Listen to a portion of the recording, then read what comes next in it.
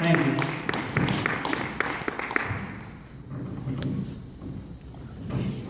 You're okay.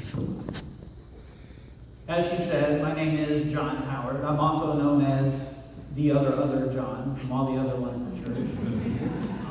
I've been a member here at Community probably since the early part of 2010. So I've been with you guys for going on our 5th year now. So every year has been wonderful, and it's afforded me opportunities to come and speak here before you to share my story.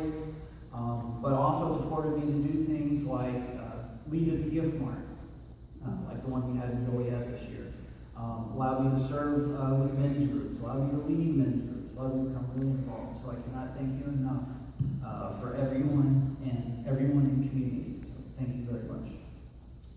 Today, go ahead with the first slide. Brought some pictures along with me. I'm going to tell a story about a group of medics that I traveled with back in 2003, 2004 when I was deployed to Iraq. These are, at the time, the medics of 1st Engineer Battalion. And 1st Engineer Battalion, as anyone who served in it will know, is the most decorated engineer battalion in all of the Army. I mean, being a part of the 1st Engineer Battalion is, the top of the game when it comes to being in an active Army unit. And this group of fine soldiers here represented 4 different companies, Alpha through Charlie Company, and a headquarters company. Go ahead to the next slide. The soldier you see to your left, my right, his name is Michael Karr. And I put this picture up here of him next to me because when Michael arrived to our unit, we would do these functions called mandatory fun, where the Army made you show up and have fun. Sounds like a government thing to do, right? At one of these particular functions, this happened to be the one before, it was our big celebration before we were going off to our deployment. My wife came up and approached a person that she thought was me from behind and did the normal thing that 24-year-olds do at the time. Hey, baby. When Michael turned around, both of them could not have been more shocked. Of course, Michael had the classic response of, hey, how's it going? We never really hung out too much because I was a married soldier, he was a single soldier. But one of the things that changed our lives forever was I was the medic for Bravo Company. No one was going to take Bravo Company's medic. I was Doc. I had been in field problems with them. I had trained with them. I knew the soldiers. And at the very last minute, Michael and I switched places. I don't know why. I couldn't begin to tell you. But approximately a month out from us leaving, Michael became Bravo Company's Doc. And I got moved up to the headquarters battalion. So I got to deal with all the administrative stuff and listen to the HHC people whine all the time. Months into our deployment, it was on March 31st, 2004. Michael was traveling with Bravo Company, and they were going out on a routine patrol mission. Go ahead, go to the next slide. This is an example of what an improvised explosive device looks like. As you see, it's something as simple as a car key with a few antennas attached and a makeshift device.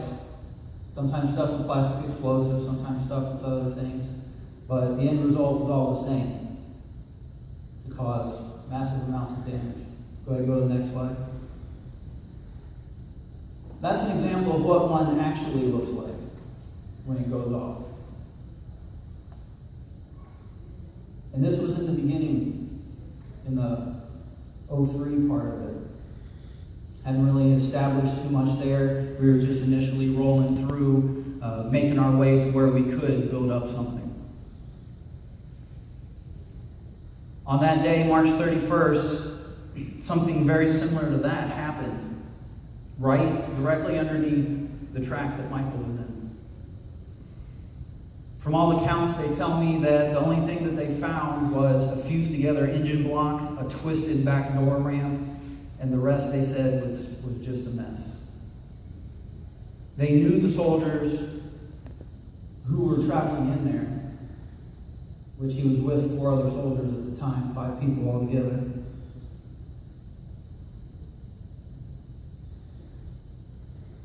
And they were just taken from us unexpectedly.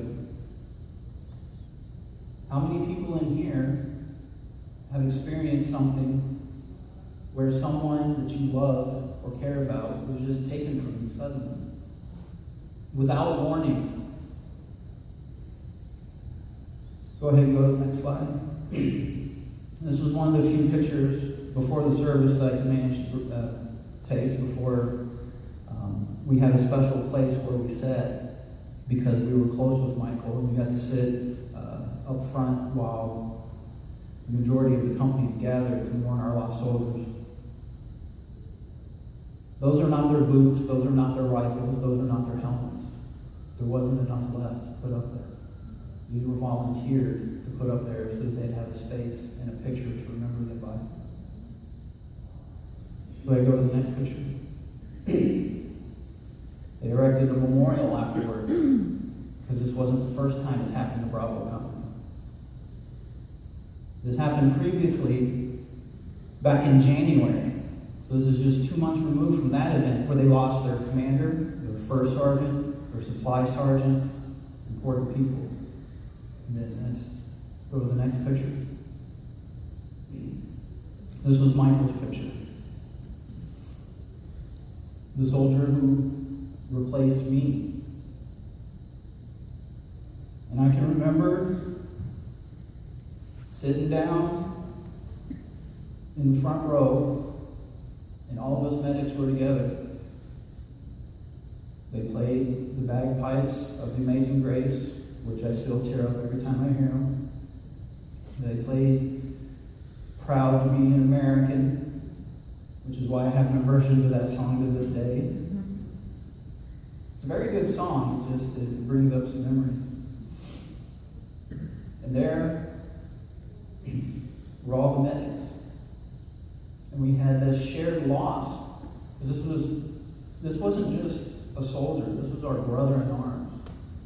They're our brothers and sisters. We're a family out there. These are people that we live next to, that we eat next to, that you're forced to be around them continually. And while Michael and I were never close, we shared that bond. And especially since the only thought that I could not get out of my head was, that was supposed to be me. And while we're sitting down there crying and tears streaming down our face, and we look up at the sky and we say, why, God? Why do you let these things happen? Why did you take my brother from this earth? Why did you take this son away from his mother? Why did you take this brother away from his sister? Why? What did he do? What did any of us do? We didn't ask to be here. And all that sadness and anger and rage and confusion, it got to the tipping point. We couldn't take it. I know soldiers are supposed to build to be tough, and we go into the face of enormous danger. But at that time, at least for myself, I allowed myself to be the most vulnerable. And I cried and I railed out. And I was upset for a very long time. Sometimes I still am. Because I miss them. Because I can't shake the thought that was supposed to be me. You can go ahead and go to the next slide. It was shortly after that I was injured myself, not by enemy means, but through our own means, and I was shipped back to the States. But you start thinking to yourself, well, what kind of help is out there for me? What can I do? Where do I go? And what do they say that the five stages of grief that you go through are? Denial, anger, bargaining, depression, acceptance. We had to go through all of that in an hour and go back out, and we're expected to do our job. Whatever the mission called for. For us, it was going out and finding more weapons so that situations like what happened with Michael couldn't happen. We had to go through all the stages of grieving in a very short time to go out and do our job. It wasn't until later on in my walk with God that I start looking here for the answers. What does the Bible say about what we have to do when we lose a loved one? What does it say about grieving? Well, one of the first verses that I came across was from one of the Beatitudes in Matthew 5. God blesses those who mourn, for they will be comforted. Because I tell you, I needed comfort that day. We all did. It wasn't just me alone who grieved. And how do the trials that we go through prepare us so that we can help others? 2 Corinthians. God is our merciful Father and the source of all comfort. He comforts us in all of our troubles so that we can give comfort for others. When they are troubled, we will be able to give them the same comfort that God has given us. All we have is each other to rely on. And that's what we did to get through. And of course, who can forget one of the most famous examples of a person who went through grieving and suffering in the Bible, like Job went through. Dig into the Old Testament sometime if you haven't read about Job. He went through some things too. If you remember, he lost his wife, he lost his 7 sons and their children, he lost his daughters, his house burned down, and he was a very wealthy and affluent man, and it was all taken away from him in a very short amount of time. And at the very end,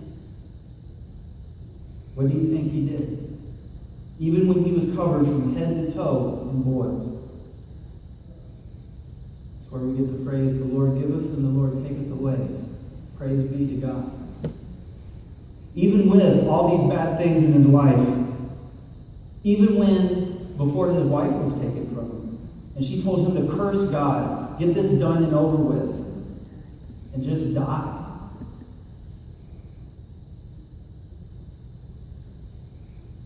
And throughout this process that we see with Job, one of the things that I love is we see a man who reacts normally to these types of situations.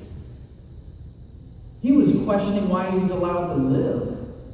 Why did you even let me, why did you even let my mother give birth to me? Why am I still here? God, why? He rages, he protests, he moans. But one of the things that he does is he never turns his back on God. Not once. He doesn't make any false confessions to hope that it'll raise his affliction. And although that Job could not understand his situation, he knew that the answer would be found in God. Job 2:10 says, should we only accept the good things from the hand of God and never the bad?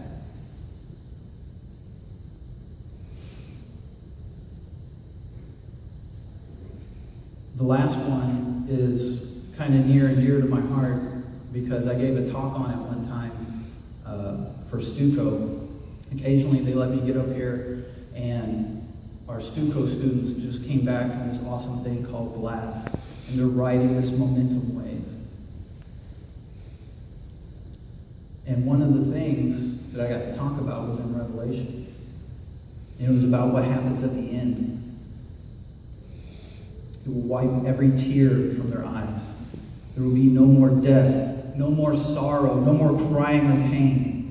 All these things gone forever. I I can't change what happened. I can't take his place.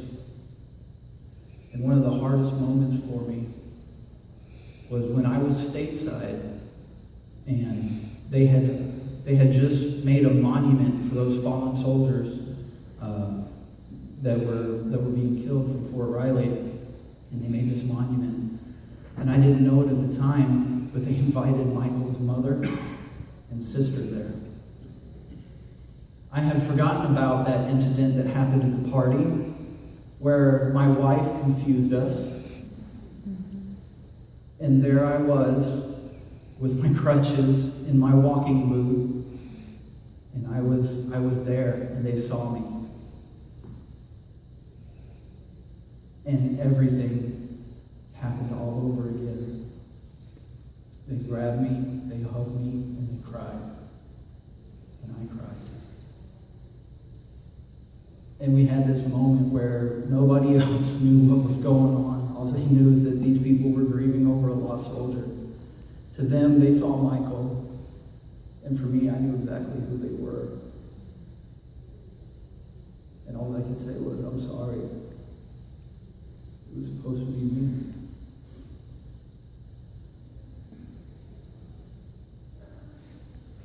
It's the first time I've ever talked about this in a public fashion. And I thought, if I had the opportunity to do this, that it would help bring closure on this for me.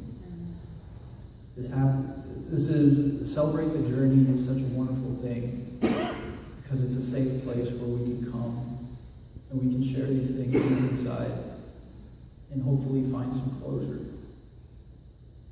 in a safe environment where you're not going to be judged, because there's only one judge.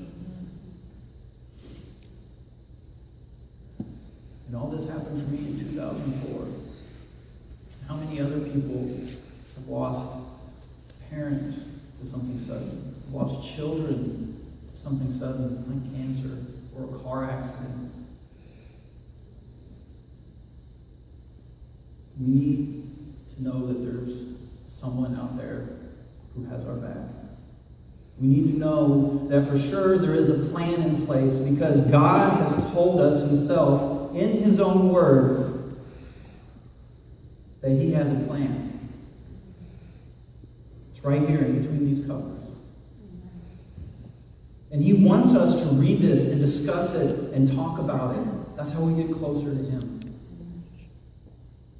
So I encourage you all, if you are hurting because of loss, if someone has been taken from you suddenly, or you know someone who has, and they just don't know how to deal with it, sometimes all you need to do is just sit down and listen. And use this as your guide, because all the answers are right here. Will you please pray with me? Dear Heavenly Father, we come before you tonight, and we just want to say thank you for all that you do, all that you will do. It's written in your word that wherever two or more of us gather, you are there. And here we are, and you are here with us. Place a hedge of protection around those that are hurting, that are suffering. Let us have eyes that see as you see. Let us have the ears to hear what you need us to hear. And please give us the strength to act. Share with us just a fraction of your wisdom so that we can be comforted and move forward with your plan.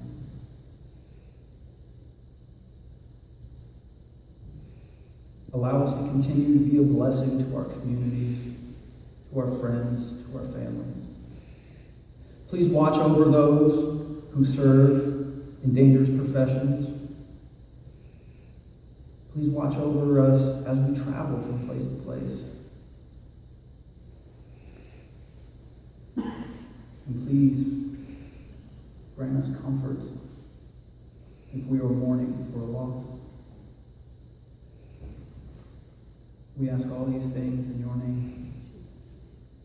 Amen. Thank you very much.